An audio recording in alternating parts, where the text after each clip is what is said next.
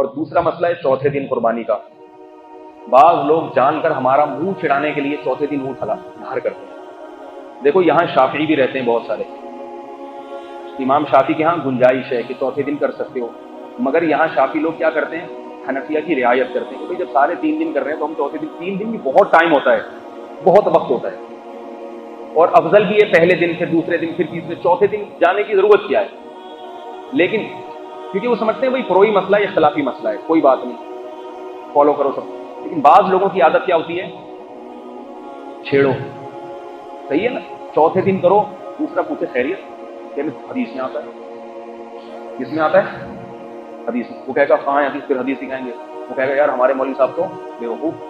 کہے گا بیوقوف کیوں ہیں؟ وہ اس لیے کہ ان کو یہ سکھایا گیا ہے کہ ہم نے ابو حنیفہ کے قول پہ چلنا ہے، قرآن حدیث سے نہیں چلنا.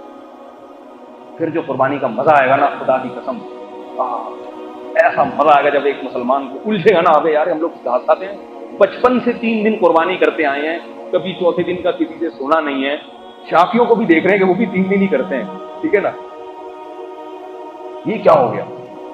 پھر جو بیچارہ نیا نیا دین پہ آتا ہے وہ تو ویسے ہی کہتا ہے یار یہ ان کے تو اختلافات ہی ختم نہیں ہوتے. جو پرانا ہوتا ہے پھر اس کے دو طریقے ہوتے ہیں. اگر اس کی طبیعت میں فتنہ ہے تو اس کے پاس بھی ایک ایٹم بم ہاتھ میں آ گیا اور وہ جا کے چھڑے گا. ارے چوتھے دن بھی ہوتی ہے تو سب پہلے حدیث میں آتا ہے.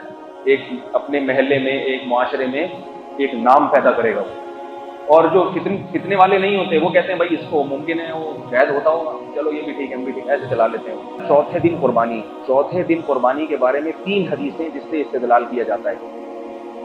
ایک حضرت ابو ہریرہ سے، ایک ابو سعید خدری سے، اور ایک جبیر ابن مطعم رضی اللہ تعالیٰ عنہ. یہ 3 حدیثیں جس میں آتا ہے ایام التشریق کلھا ایام الاضحیہ، کہ ایام تشریق جتنے ہیں سب کے سب قربانی کے ایام. تو ایام تشریق تو چوتھا دن بھی ہے نا، 10، 11، 12 اور چوتھا دن، اس میں تکبیرات تشریق بھی کہی جاتی ہے.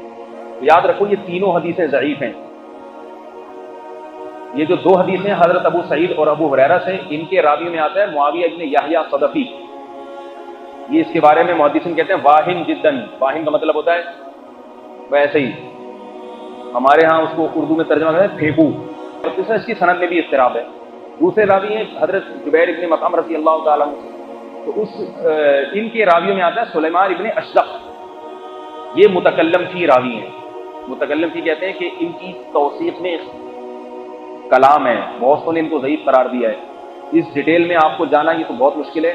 علامہ ابن قیم رحمۃ اللہ علیہ جو اہل حدیث کے غیر مقلدین کے امام سمجھے جاتے ہیں، انہوں نے اس حدیث کے بارے میں کہا ہے یہ حدیث منقطع ہے، لم یثبت اصلہ، منقطع حدیث ہے، اس کی اصل ثابت نہیں ہے.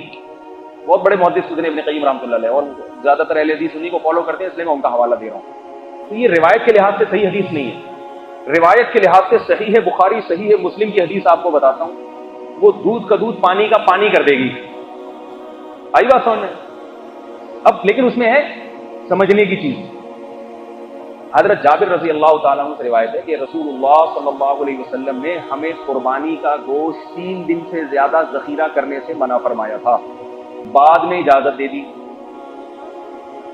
آئی بات سمجھ میں؟ اب دیکھو قربانی کا گوشت 3 دن تک ذخیرہ کرنے کی اجازت تھی. یہ 3 دن کون سے ہوں گے؟ 10، 11، 12. اگر 13 کو بھی شامل کر لو تو پھر 3 کے بجائے کتنے ہو جائیں گے؟ 4 دن. اب 3 دن سے زیادہ گوشت ذخیرہ کرنے کی اجازت نہیں تھی.